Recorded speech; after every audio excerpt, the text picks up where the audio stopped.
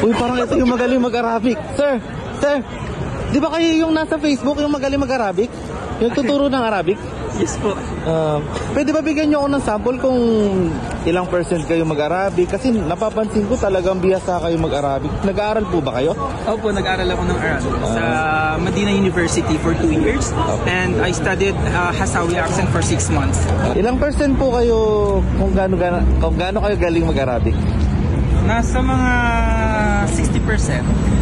Pwede po ba akong makahingi ng sample kahit maikli lang po?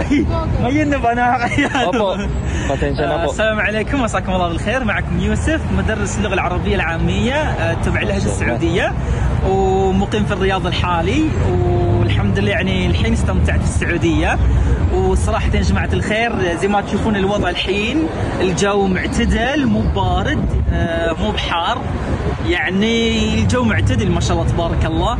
وبالنسبة للغة العربية يعني أنا أتكلم